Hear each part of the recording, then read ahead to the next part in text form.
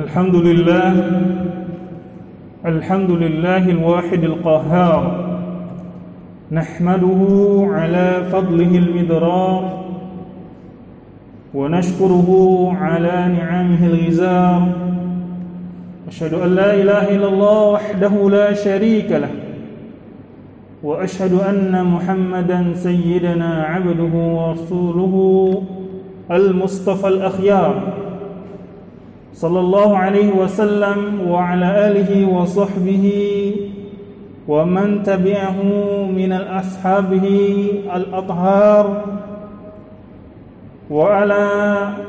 ومن تبعه بإحسان ما تعاقب الليل والنهار فقال تعالى يا أيها الذين آمنوا اتقوا الله حق تقاته ولا تموتن إلا وأنتم مسلمون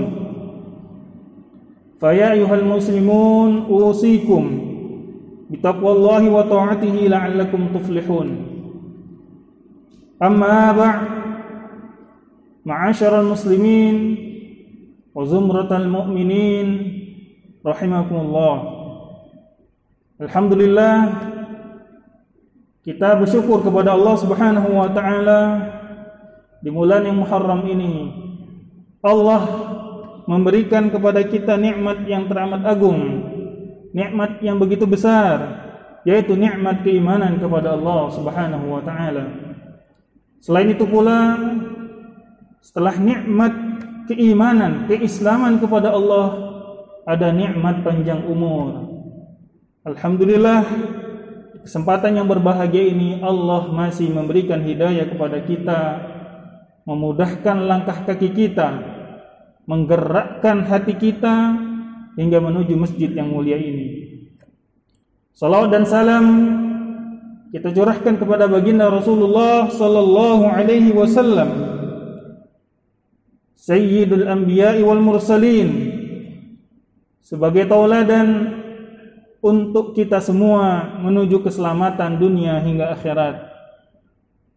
Khatib berwasiat kepada diri khatib dan tentunya kepada jamaah yang hadir pada saat ini.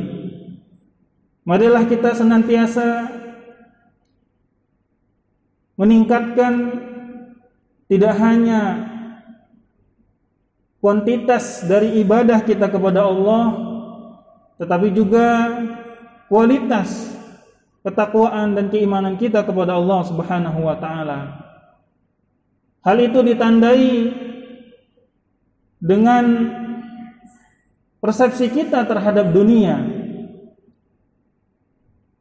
Ketakwaan akan membuat kita memandang dunia adalah jembatan untuk menuju surganya Allah Subhanahu wa taala dan bukan menjadi tujuan. Mudah-mudahan kita semua kelak di yaumul qiyamah diampuni oleh Allah Subhanahu wa taala dosa-dosa kita, diangkat derajat kita, dan kita semua dikumpulkan di surganya Allah Subhanahu wa taala. Hadirin jamaah Jumat yang dirahmati Allah Subhanahu wa taala, izinkan khatib mengangkat tema pada khutbah kali ini, yaitu bulan Muharram sebagai bulannya fastabiqul khairat. Hadirin jamaah-jamaah yang dirahmati Allah Subhanahu wa taala, dalam suatu kisah yang diriwayatkan oleh Imam Muslim yang juga ada dalam Musnad Imam Ahmad, di suatu ketika Rasulullah sallallahu alaihi wasallam diceritakan oleh sahabat yang mulia Anas bin Malik radhiyallahu anhu, bainama nahnu jalasna ma'a Rasulillah sallallahu alaihi wasallam, ketika kami duduk bersama-sama Nabi, bermujalasah bersama Nabi Muhammad sallallahu alaihi wasallam, lalu Nabi mengatakan kepada kami, yatlu alaikumul an rajulun min ahli jannah, akan datang sekarang ini orang yang menjadi penghuni surga nantinya. Kalau bahasa kita sekarang adalah nanti ada orang calon penghuni surga akan datang masuk ke masjid ini. Dan betullah hadirin yang dirahmati Allah, masuklah seorang pemuda dengan bekas wuduknya dia masuk. Lalu keesokan harinya Rasulullah sallallahu alaihi wasallam mengatakan dengan hal yang sama, "Yatla'u 'alaikumul an rajulun min ahlil jannah." Akan datang masuk ke masjid ini orang yang calon penghuni surga. Sampai itu terjadi 3 kali. Para riwayat hadis tidak menyebutkan di dalam hadis ini siapa yang dimaksudkan sahabat tersebut. Namun disebutkan adalah orang yang mengikuti sahabat yang lainnya, yaitu Abdullah ibnu Amr bin As, yang kemudian mengikuti si pemuda tadi sampai ke rumahnya. Dan rupanya hadirin yang dirahmati Allah Subhanahu wa taala, amal yang dilakukan oleh pemuda tersebut tidaklah mewah, tidaklah kemudian bagi kita yang hadir di zaman sekarang ini adalah sesuatu yang biasa-biasa saja. Tahajud pun biasa-biasa saja. Puasa pun biasa-biasa saja. Ibadah yang lain biasa-biasa saja. Lalu kemudian Abdullah bin Amr bin As mengatakan, "Sungguh saya datang kepadamu untuk mengetahui sampai kenapa Rasulullah SAW mengatakan engkau termasuk calon penghuni surga." Padahal hadirin yang dirahmati Allah, orang tersebut masih hidup, masih berada di tengah-tengah para sahabat Rasulullah sallallahu alaihi wasallam. Kemudian dia menjawab bahwa sungguh tidak ada amalan yang lebih saya utamakan, melainkan dalam hidup saya tidak pernah melakukan menipu saudara-saudara muslim, saudara-saudara saya yang semuslim dan seiman. Dan yang kedua, tidak ada rasa iri saya kepada mereka. Kemudian Abdullah bin Amr bin As, pada titik inilah kami tidak mampu untuk menyamai apa yang telah engkau capai. Hadirin yang dirahmati Allah Subhanahu wa taala, dari kisah ini kita dapatkan bahwa ada orang-orang di tengah-tengah kita, mungkin dia tidak terkenal di media sosial, tidak terkenal di media massa, tidak disebut, bahkan mungkin hanya orang-orang segelintir saja yang mengetahuinya. Tapi orang-orang ini terkenal di langit Allah Subhanahu wa taala, disebut oleh para malaikatnya, disebut bahkan oleh Allah Subhanahu wa taala di hadapan malaikat-malaikatnya. Paling tidak yang kita bisa ambil yang pertama, bahwa hadirin yang dirahmati Allah Subhanahu wa taala, orang ini selalu ingin agar dirinya tidak menjadi masalah di tengah-tengah masyarakat, bermanfaat bagi orang lain, sekecil apapun itu manfaatnya. Sebagaimana juga yang sering kita dengar dalam salah satu dalil, khairun nas anfa'uhum linnas. Sebaik-baik manusia adalah yang paling bermanfaat untuk manusia yang lainnya. Adapun poin yang kedua, hadirin yang dirahmati Allah Subhanahu wa taala, adalah orang-orang yang disebutkan, jadi diteliti oleh para riwayat hadis bahwa siapakah pemuda yang dikatakan oleh Rasulullah SAW adalah calon penghuni surga. Dialah Sa'ad bin Waqqas, anak muda dengan semangat keislamannya, semangat dakwahnya, semangat membela agamanya.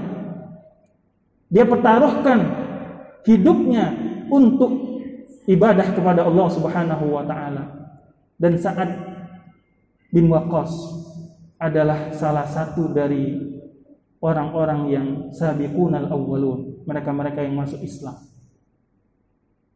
di awal-awal munculnya daripada atau diutusnya Nabi Muhammad sallallahu alaihi wasallam. Jadi poin yang kedua yang kita bisa ambil hikmahnya, bahwa untuk menjadi orang-orang yang ahli surga, kita butuh mempergegas amal-amal soleh kita,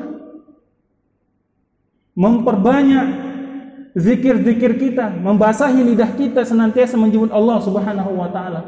Karena pun kita tak tahu dalam kondisi apa, dalam waktu apa, dalam tempat yang mana kita akan menemui Allah Subhanahu wa taala. Saya teringat dengan suatu ayat Al-Qur'an dalam surat Fatir ayat 32, di mana Allah Subhanahu wa taala berfirman, A'udzubillahi minasyaitonir rajim. Bismillahirrahmanirrahim. Tsumma awrathna al-kitaba alladhina istafayna min ibadina faminhum zalimun li nafsihi wa minhum muqtasid wa minhum sabiqun bil khairat. Para ulama tafsir menyebutkan ada 3 golongan umat Nabi Muhammad sallallahu alaihi wasallam nanti di hari kiamat.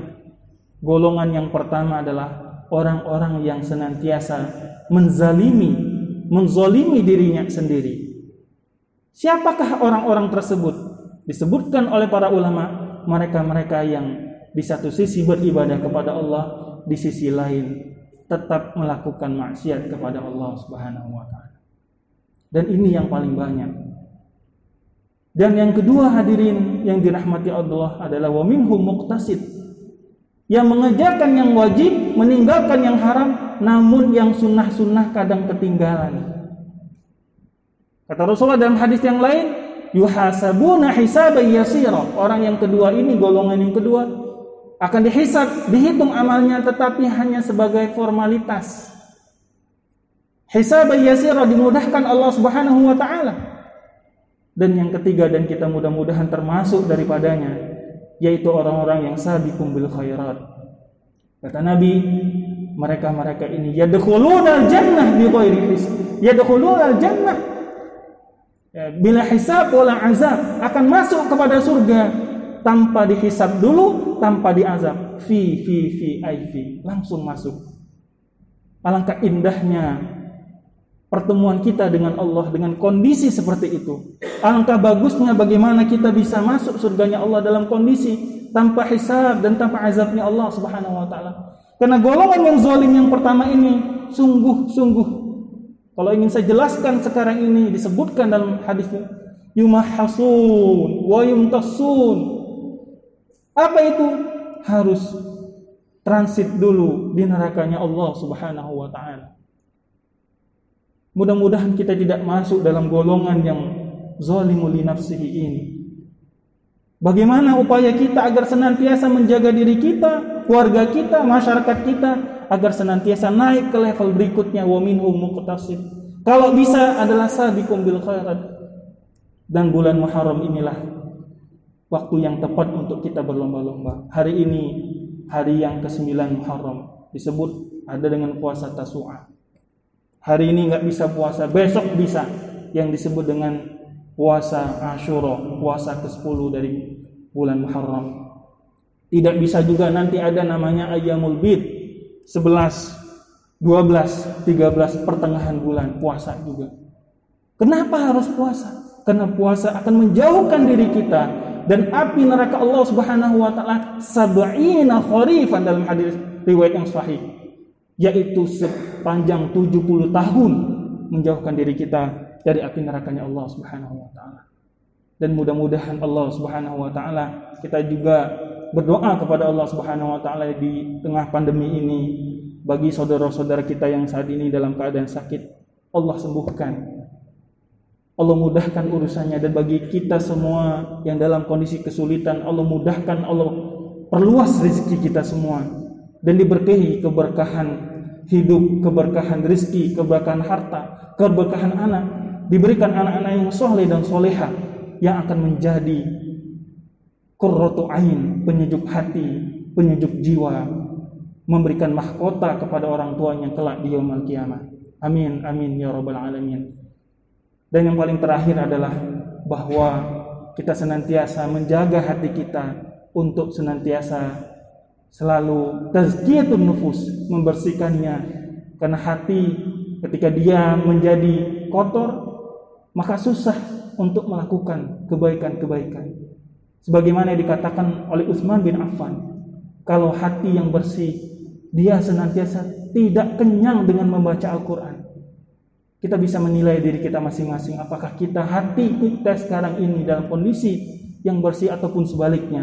Dan mudah-mudahan di bulan yang Muharram ini, kita dan semua orang-orang yang kita cintai diampuni segala dosanya oleh Allah Subhanahu wa taala. Barakallahu li wa lakum fil Qur'anil 'azim wa nafa'ani wa iyyakum bima fihi minal ayati wa dzikril hakim wa taqabbal minni tilawatahu innahu wal ghafurur rahim.